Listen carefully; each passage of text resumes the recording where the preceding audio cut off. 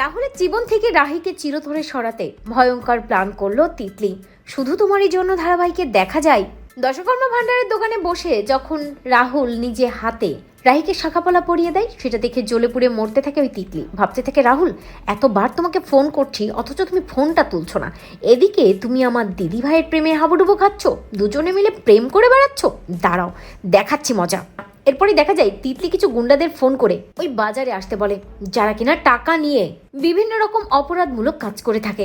তিতলি মনে মনে ভাবে, ডিম্পির থেকে ওই নাম্বারটা আমি পেয়েছি, ওই গুন্ডাগুলোকে দিয়ে যা করার আমাকে করতে হবে। এরপরে দেখা যায় গুন্ডাগুলো ওখানে চলে আসে এবং তিতলি গুন্ডাগুলোকে বলে, আমি তোমাদেরকে ফোন করেছিলাম, এই নাও হাফ পেমেন্ট করে দিচ্ছি, কাজ হয়ে গেলে বাকিটা পেয়ে যাবে। গুন্ডাগুলো তিতলিকে বলে, কিন্তু ম্যাডাম কি কাজ করতে হবে সেটা তো বলুন। তিতলি গুন্ডাগুলোকে বলে, ওই দেখো, ভালো করে তাকিয়ে দেখো, ওই দশকর্মা ভান্ডারের দোকানে যে ছেলে আর মেয়েটি বসে আছে না, ওদেরকে উচিত শিক্ষা দিতে হবে।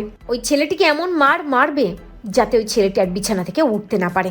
গুন্ডাগুলো টাকা নিয়ে তিতলিকে বলে, ম্যাডাম কাজ হয়ে যাবে। অপরদিকে রাহি ওই দশকর্মা ভান্ডারের দোকানে বসে ভাবতে থাকে, এতবার মা ফোন করলো, মার সাথে কথা বললাম, কিন্তু কেমন জানি গলাটা লাগলো, অন্য কোনো কারণ নেই তো এর পেছনে? মনটা কেমন কু ডাকছে। রাহুল রাহিকে বলে, রাহি তুমি বসো, আমি আসছি, পাশে একটা আমার পরিচিত দোকান আছে, এই বাজারে এলেই আমি ওই দোকানদার কাকার সাথে দেখা করে যাই, আমি একটু আসছি। এই বলেই রাহুল ওই দোকানের দিকে যায়। অন্যদিকে ওই গুন্ডাগুলো রাহুলকে মারবে বলে রাহুলকে অ্যাটাক করে। দূরে দাঁড়িয়ে তিতলি দেখে আর হাততালি দেয়। ভাবতে থাকে, দিদিভাই তোর হাজবেন্ডকে এবার আমি শিক্ষা দিয়ে ছাড়বো, আর তারপর অপয়া বলে তোকে শ্বশুরবাড়ি থেকে এমনি তাড়িয়ে দেবে। দেখো রাহুল, তিতলির সাথে পাঙ্গা নেওয়া কেমন লাগে এবার বুঝবে।